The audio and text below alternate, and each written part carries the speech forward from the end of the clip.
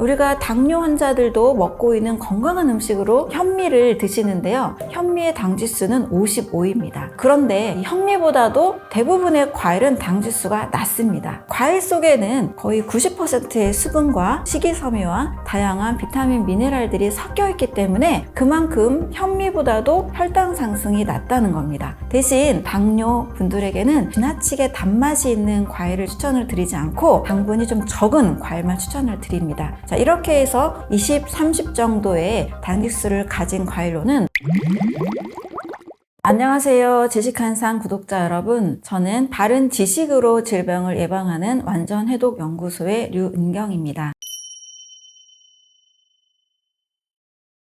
당뇨병은 쉽게 말씀드리면 혈관질환이다 라고 생각하시면 됩니다. 왜 당뇨가 무섭고 당뇨를 조심해야 되냐면 혈액을 통해서 우리는 산소와 영양소를 균형 있게 공급을 받고 온몸에 이 장기들의 영양이 공급돼서 신진대사라는 활동이 잘 이루어지는 것이 건강에 중요한 부분이 될 수 있습니다. 그런데 혈액순환에 문제가 생긴다. 이게 바로 심각한 거죠. 그래서 당뇨 합병증으로 인해서 시력이 점점 떨어지면서 시력을 잃기도 합니다. 그리고 이 혈액순환에서도 대순환이 있고 소순환이 있는데 이 말초혈관까지 산소 영양소가 잘 공급이 안 되게 되는 거죠.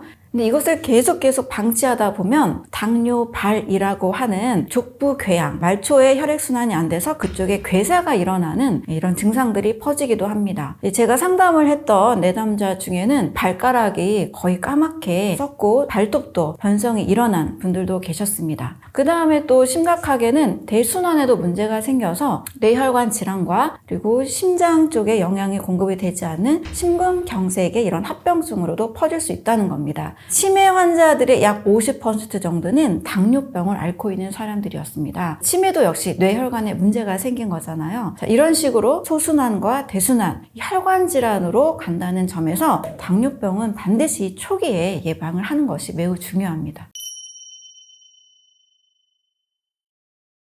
당뇨 예방에 도움이 되는 것으로 의외로 과일을 제가 추천을 드리는데요. 우리가 주변에서 쉽게 구할 수 있는 과일로도 당뇨를 예방할 수가 있습니다. 과일 하면 먼저 단맛이 떠오르는데요. 모든 음식들은 혈당 지수라는 것을 가지고 있습니다. 당 지수는 포도당 기준 100을 기준으로 했을 때 얼마나 혈당이 빨리 상승하느냐를 체크한 겁니다. 우리가 당뇨 환자들도 먹고 있는 건강한 음식으로 현미를 드시는데요. 현미의 당 지수는 55입니다. 그래서 55를 넘어서면 고혈당 음식으로 삼고요. 55 미만은 저혈당 음식으로 혈당 상승에 안전한 음식으로 이야기를 합니다. 그런데 이 현미보다도 대부분의 과일은 당지수가 낮습니다. 아무리 달콤한다 할지라도 과일 속에는 거의 90%의 수분과 식이섬유와 다양한 비타민, 미네랄들이 섞여 있기 때문에 그만큼 현미보다도 혈당 상승이 낮다는 겁니다. 또 달콤한 포도라 할지라도 현미보다도 당지수가 더 낮은 46입니다. 너무 달다라는 인식이 있기 때문에 심리적으로 불안하면 또 당이 오르거든요. 당뇨 분들에게는 제가 포도까지는 추천을 드리지 않고 당분이 좀 적은 과일만 추천을 드립니다. 자, 이렇게 해서 55보다 낮은 20, 30 정도의 당지수를 가진 과일로는 사과, 키위, 딸기, 블루베리, 토마토,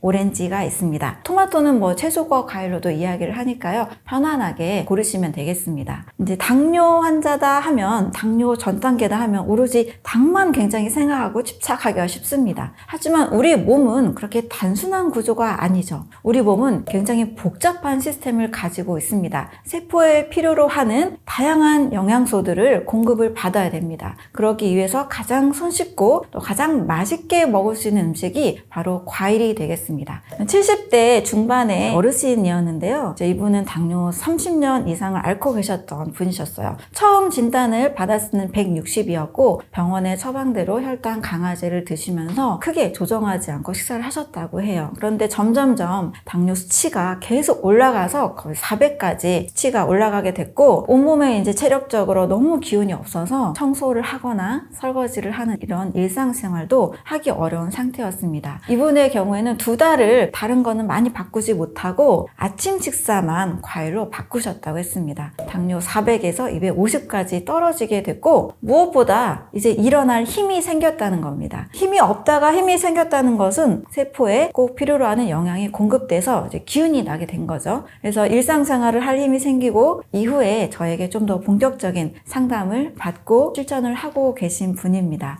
그래서 아침 식사 한 끼만 바꿔도 엄청난 변화가 오고 있다는 것은 우리의 보통의 식사법에 좀 문제가 있었다는 것을 시사하는 점입니다. 또 우리 몸은 80대라 할지라도 하루에도 1조 개의 세포가 만들어지고 또 사라지는 일이 반복이 되기 때문에 희망을 가지라는 말씀을 꼭 드리고 싶습니다. 세포는 내가 먹은 대로 만들어지고, 또 내가 먹은 대로 건강한 세포와 또 나쁜 세포가 늘 만들어집니다. 아침 식사 하나만 과일로 바꿔도 몸이 달라진다는 것을 우리가 많은 분들을 통해서 경험을 해볼 수 있습니다.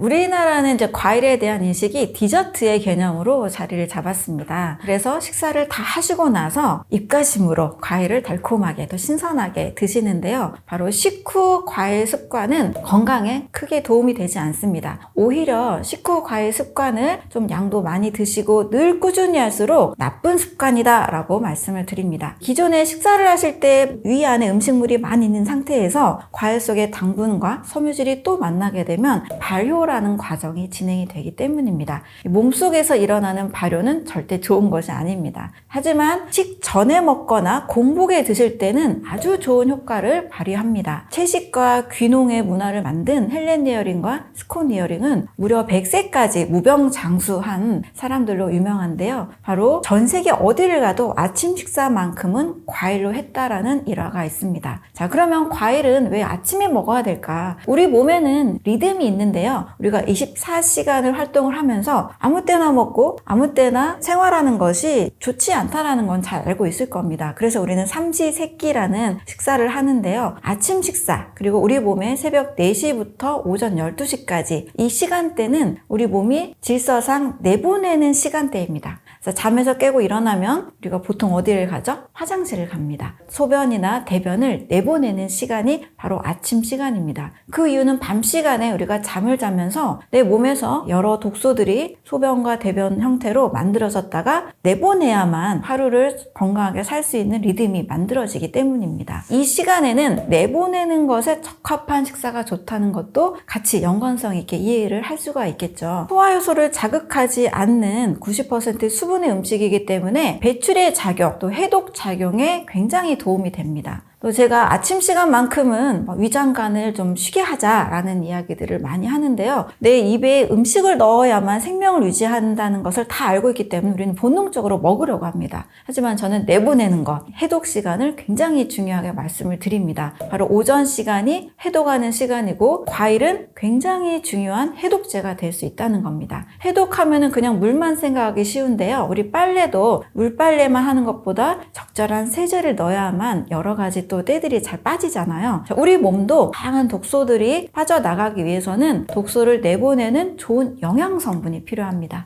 이 간이 인체의 해독력의 70%를 차지합니다. 그런데 간은 가만히 있다고 해독을 잘하는 게 아니고 간 세포에 꼭 필요로 하는 영양소들을 잘 공급해야만 해독이 잘 됩니다. 비타민 A, C나 다양한 항산화 물질들이 간 해독에 아주 중요한 물질인데요. 이런 성분들을 담고 있는 것이 바로 과일인 거죠. 과일을 드시는 가장 좋은 방법은 음식이 위 속에 없을 때, 식후가 아니라 바로 식전, 특히 아침 공복 시간입니다. 생과일이 당뇨를 예방할 수 있을까라는 주제를 가지고 호주 베이커 심장 당뇨병 연구소에서 실험을 진행한 내용이 있습니다. 약 7,000명의 사람들에게 하루 2번 이상 생과일을 섭취하게 했을 때 당뇨병 발병률이 무려 36%가 떨어진 연구 결과를 보여줬습니다. 그런데 이때 채소 섭취보다 생과일 과일 섭취를 했을 때 훨씬 더 당뇨병 예방에 도움이 되는 결과가 나타나는데요. 우리 몸은 과일의 당 하나만 가지고 당뇨에 위험하다 이렇게 말하기는 어렵다는 뜻입니다. 그래서 당뇨가 있는 분들은요, 이런 이 논문 연구 결과처럼 하루에 500g 이상의 생과일을 꼭 씹어서 드시도록 추천을 드립니다. 대신 당도가 높고 지나치게 단맛이 있는 과일을 드시면 심리적으로 불안할 수 있기 때문에 저당도 과일을 추천을 드립니다. 간혹 당뇨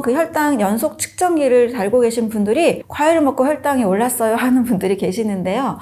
어떤 음식을 먹어도 밥을 드셔도 혈당은 오릅니다. 또 이렇게 일시적으로 혈당이 오르는 것에 대해서 너무 민감해하지 않으셔도 됩니다. 왜냐하면 췌장이라는 장기를 과일은 크게 자극하지 않고 편안하게 소화를 다 시키기 때문입니다. 단 과일이 좋다고 하니까 과일을 갈아 드시거나 즙의 형태로 드시는 분들이 계시는데요. 당뇨 전 단계와 당뇨가 있는 분들에게는 절대 추천하지 않습니다. 과일이라 할지라도 가는 순간 이 당분들이 다 쪼개져서 수분의 형태로 마시게 되면 너무나 급격하게 혈당이 상승합니다. 과일을 갈아 드시는 방법이나 즙의 형태로 드시는 것을 추천하지 않습니다.